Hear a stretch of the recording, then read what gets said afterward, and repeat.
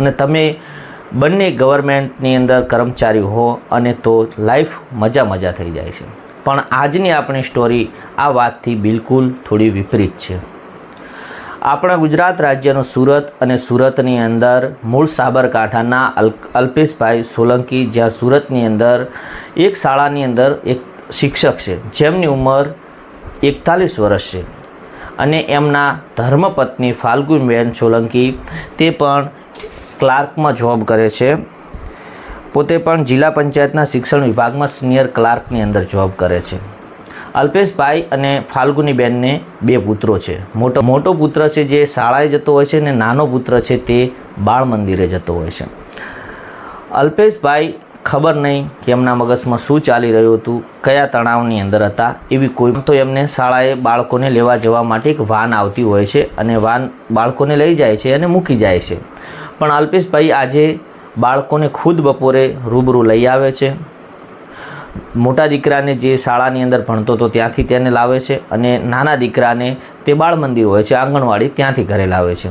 બંને દીકરાઓને ઘરે લાવી અને તે રૂમની અંદર લઈ જાય છે.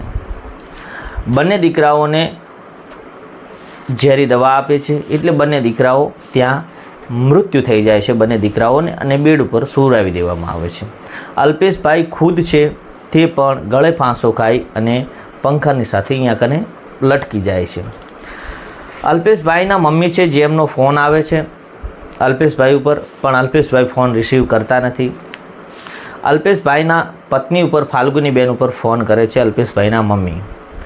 તારે અલ્પેશભાઈના પત્ની છે જે ફાલ્ગુનીબેન એ એમની મમ્મી સાથે વાત કરે છે અને એવું કહે છે ઘરે બધું ઓકે છે, સારું છે, બરાબર છે, મજામાં છે. નાનો દીકરો થોડો બીમાર થયો હતો પણ એને દવા કરાવી છે, તે સારું થઈ ગયું છે. અલ્પેશભાઈને ફોન રિસીવ કરતા નથી. ફાલ્ગુનીબેન જોડે વાત થાય છે. પછી ફાલ્ગુનીબેન છે તેમના પતિ અલ્પેશભાઈને ફોન કરે છે. અલ્પેશભાઈ એ વખતે પણ ફોન રિસીવ કરતા નથી.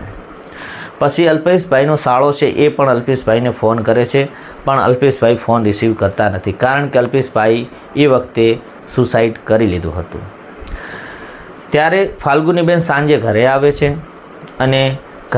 છે અને દરવાજો ખોલે છે, ખખડાવે છે, પણ દરવાજો અંદરથી કોઈ ખોલતું નથી. આજુબાજુના માણસો આવે અને દરવાજો તોડવામાં આવે છે. ત્યારે અંદરનો જે નજારો જોઈ અને ફાલ્ગુનીબેનના પગ નીચેથી જમીન સરકી જાય છે. જે અલ્પેશભાઈ છે પોતાના ગળે ફાંસો કાઢેલો હતો અને પંખાએ લટકી રહેલા હતા. બંને બાળકો હતા તે બેડ ઉપર મૃત હાલતની અંદર સૂતા હતા. આની અંદર એવું જાણવા મળે છે કે અલ્પેશભાઈ આર્થિક સંક્રમણની અંદર હતા. પણ મિત્રો બંને પતિ પત્ની ગવર્મેન્ટ સર્વન્ટ હતા, બંને ગવર્મેન્ટ કર્મચારી હતા, બંને જોબ કરતા હતા. એટલે આર્થિક પરિસ્થિતિ તો આપણે સમજી શકીએ એટલી નબળી ના હોઈ શકે એમની. અને એવું પણ જાણવા મળે છે અમુક મીડિયા દ્વારા કે એ એક ગૃહ કંકાસ, ઘર કંકાસના કારણે તેમણે પોતાનું જીવન ટૂંકાવ્યું છે. અને એક મીડિયા હોય છે એ મીડિયાવાળા એવો દાવો પણ કરતા હોય છે કે પત્નીનો અફેર હોય છે.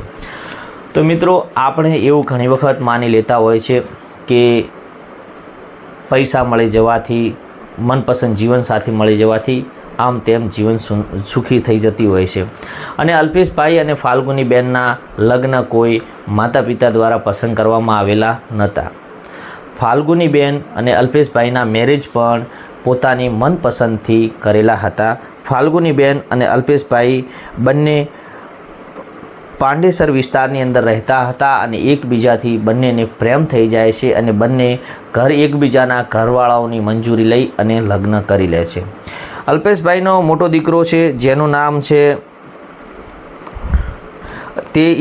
દીકરો હોય છે તે એનું ક્રિશેવ નામ હોય છે અને નાના દીકરાનું નામ કરનિશ હોય છે જે 2 વર્ષનો હોય છે અને મોટો દીકરો 8 વર્ષનો હોય છે.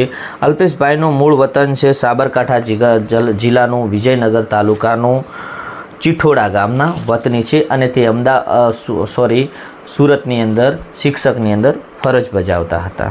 અને જે તેમના ધર્મપત્ની છે તે પણ ત્યાં જોબ કરતા હતા અને આ સુરતના અઠવા લાઇન્સ સ્થિત જિલ્લા પંચાયત ક્વાર્ટરની અંદર રહેતા હતા.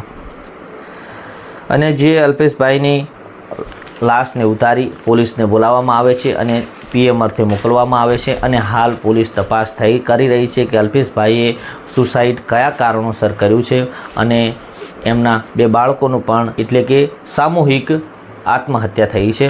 તો મિત્રો આપણે આગળ જાણવાનું રહ્યું કે આગળ ન્યૂઝમાં શું મળશે આપણને, કે અલ્પેશભાઈએ કયા કારણોસર આ સુસાઇડ કર્યું છે.